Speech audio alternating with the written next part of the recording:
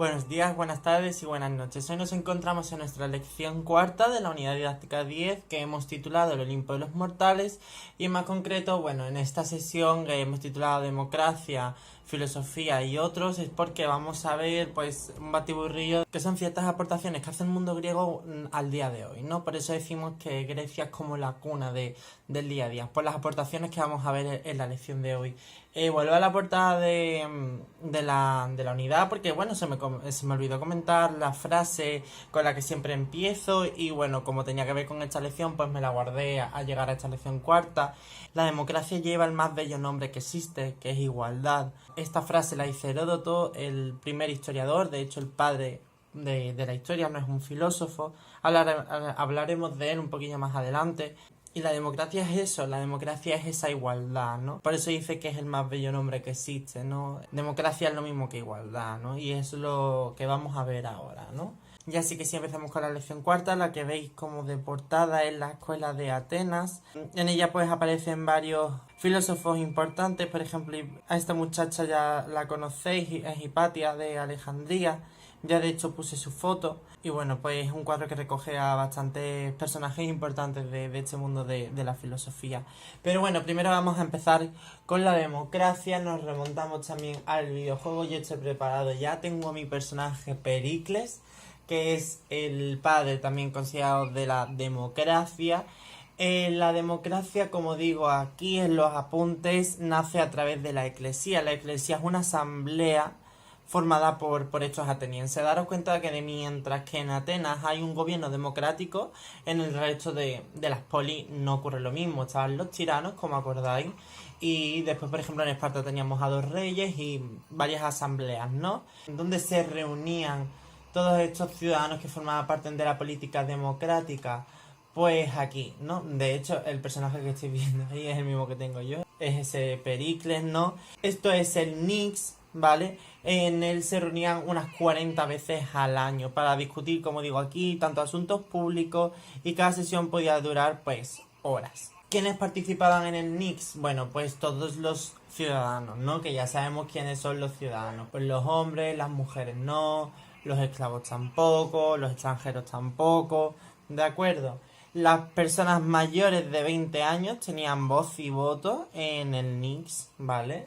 Es decir, que mientras que Pericles hablaba y proponía cosas, la gente podía votar, pero también podía tener voz para llevar la contraria o apoyarlo. Mientras que a partir de los mayores de 30 ya podían ser los magistrados, es decir, alguien más importante en este juego de la democracia. Durante el periodo clásico en Atenas había 30.000 ciudadanos, ¿de acuerdo?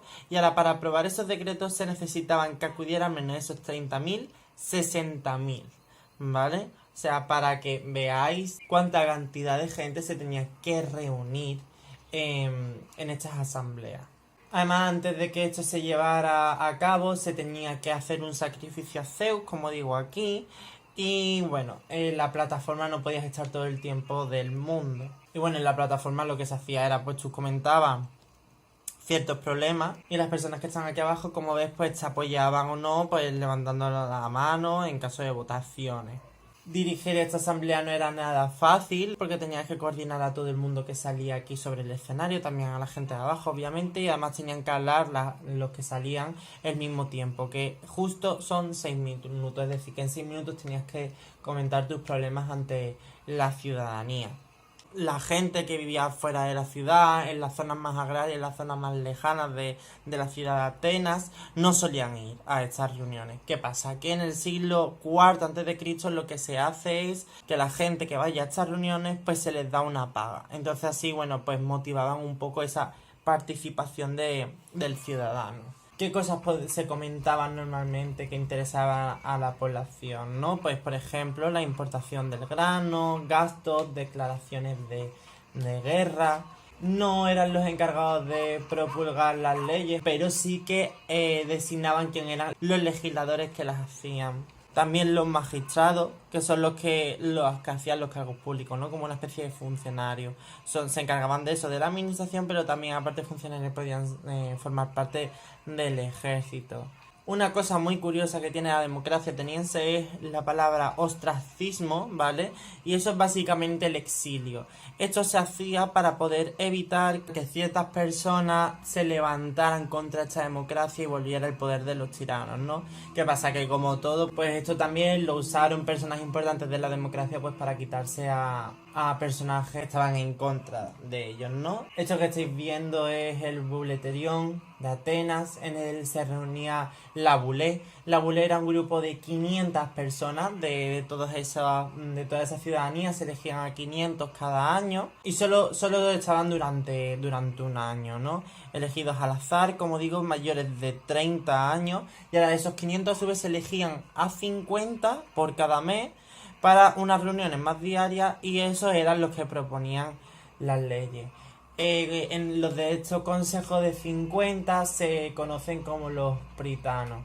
Y por cierto, ahora viendo un par de fallos, aunque no me gustaría decirlo, pero se ven mujeres, ¿no? Y no debería de haber mujeres en estas sesiones, ¿no? Porque las mujeres, pues como ya sabemos, no eran consideradas ciudadanas. Vemos que como eran tantas personas, intentaban que todo el mundo tuviera un poco de poder, ¿no?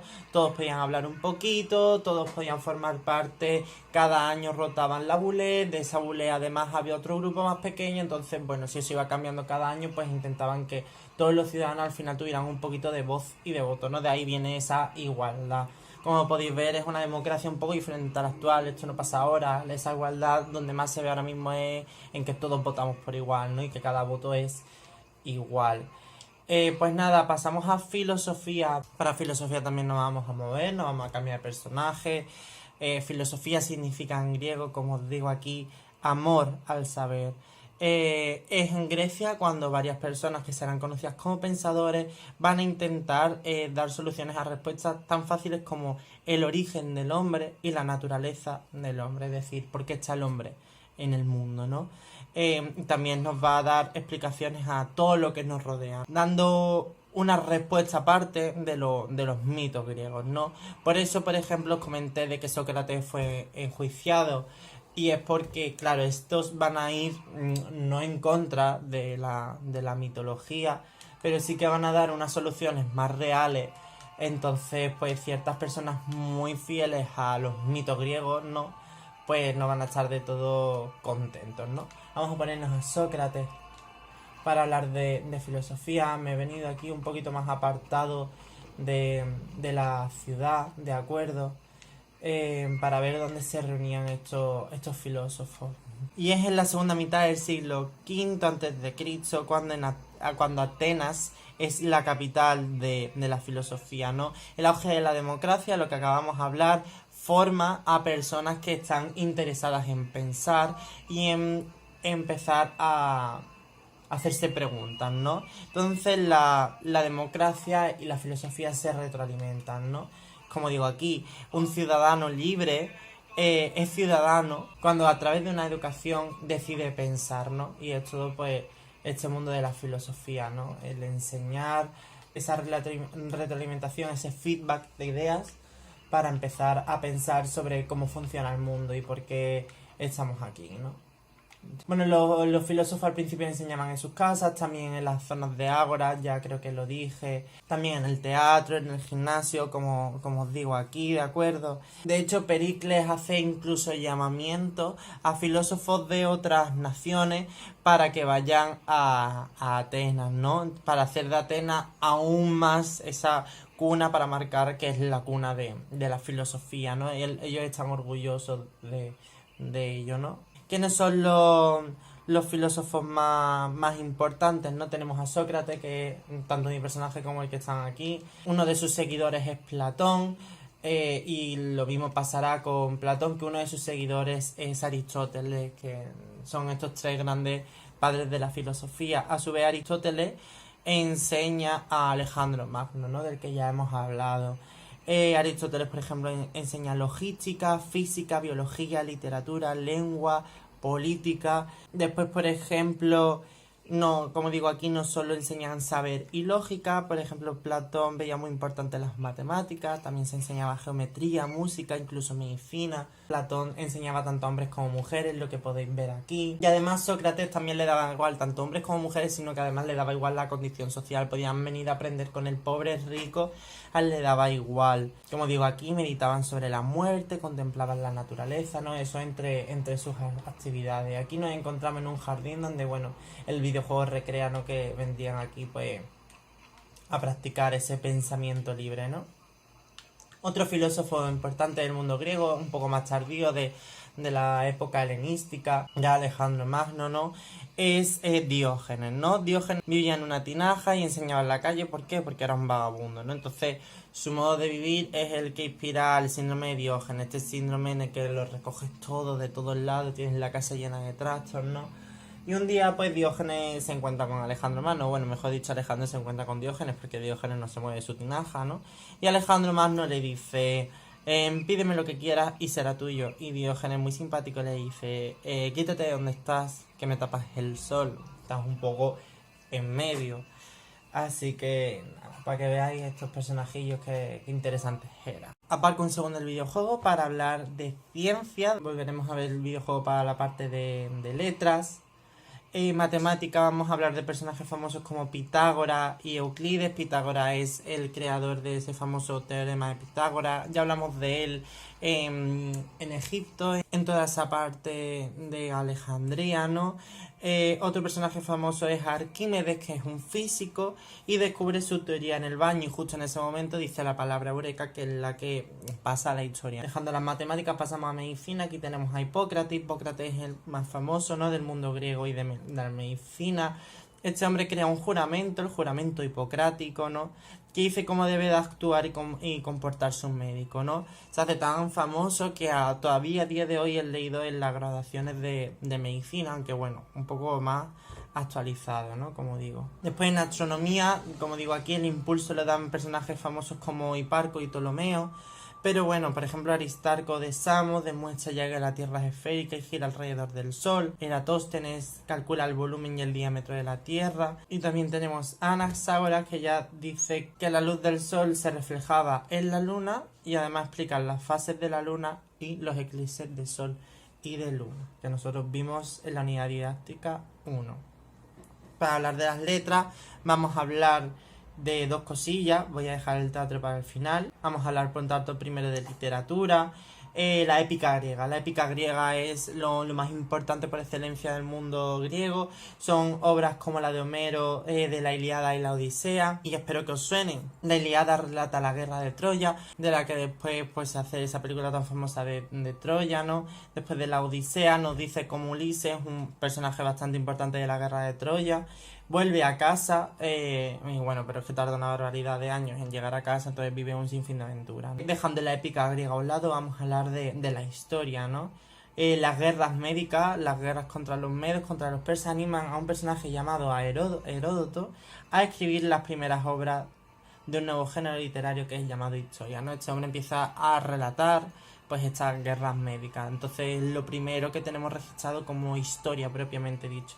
Por esto este hombre se le considera el primer historiador y a su vez el padre de la historia. Usa por primera vez la investigación fuera del apartado de este mundo científico que hemos visto antes, ¿no? De las matemáticas, de la medicina, de la física, de la astronomía, etcétera.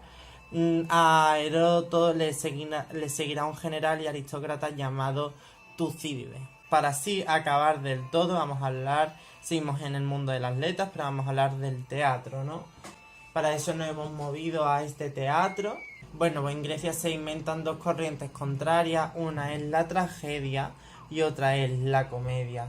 ¿Quiénes participaban en estas obras de teatro? Bueno, pues todos eran hombres, ¿de acuerdo? Los hombres hacían tanto de mujer como de hombre. Entonces, para que estas diferencias no se vieran, se ponían máscaras, ¿vale? Y los que hacían de mujeres normalmente eran los hombres más jóvenes. Además se ponían ropajes desproporcionados para aumentar la comedia, en caso de que fuera una comedia y no una tragedia. El mundo griego instaura el Deus Ex Machina. El Deus Ex Machina se usa en el cine cuando de repente una película está siendo súper complicada y de repente le dan un final que no tiene nada de sentido, ¿no? Pues esto es cuando viene del mundo griego, ¿no? De repente cuando la historia era súper enrevesada, ¿de acuerdo? Pues aparece un personaje de aquí arriba, enganchado en una grúa, como podéis ver en la foto de los apuntes, y era pues un dios griego. Entonces este se encargaba de solucionar las cosas antes de que acabaran las obras. Vamos a hablar del coro. El coro es esto que estáis viendo aquí. El coro estaba en mitad de la orquesta, ¿vale? De toda esta zona que estáis viendo en medio. No es ni el palco, pero tampoco es lo que es en sí el teatro. La forman varios personajes que no actuaban en la escena, sino que cantaban y tocaban instrumentos, pero que sí que formaban parte de un personaje del teatro, ¿no? Porque porque todos juntos, ¿no? Pues recitaban algún poema, algún canto, etcétera. Y bueno, el teatro era una parte fundamental de la sociedad griega. De hecho tenía su propio magistrado, su propio político detrás controlando que todo esto estuviera bien. El teatro influenciaba la democracia y es porque algunas obras teatrales que se hacían allí pues hablaban de cierto político, alababan a tal, intentaban hundir a tal político, ¿no? Entonces obviamente pues influenciaba en todas las personas que venían a verlo. Hay un personaje, el dramaturgo Aristófanes, os lo digo aquí, hizo una obra de teatro que se llamaba Las Asambleístas, que era un gobierno solo liderado por mujeres, ¿no? Las cuales pues buscaban esa igualdad de género, que fueran básicamente ciudadanas. Este es el teatro de Atenas, ¿vale? El teatro tenía la cavidad para un 10% de la población de la poli, o sea que era bastante grande, cabían en el 17.000 personas y todos podían acceder. Pero ¿qué pasa? Que obviamente, ¿no? Pues vamos a ver, las primeras gradas, ¿no? Serían para los personajes más importantes. Y bueno, y a medida que va subiendo, pues pues personajes menos importantes también había que pagar, no era gratis. Los hombres y las mujeres se tenían que sentar separados.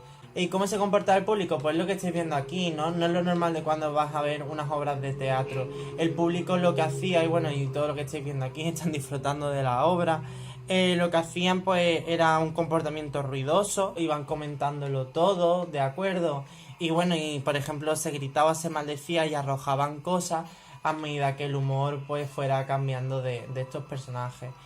Y ya bueno, pues acabo diciendo autores importantes que son Esquilo, Sófocles y Eurípides, y el teatro más perfecto que es el de Epidauro, que es el que podéis ver en la imagen de aquí. Nos vemos en el siguiente vídeo, que es el final de la unidad. Entonces nada, ya sabéis, para cualquier duda me tenéis aquí. Espero no haber sido muy aburrido, muy pesado. Y nada, nos vemos ya en el final de la unidad. Adiós, un saludo.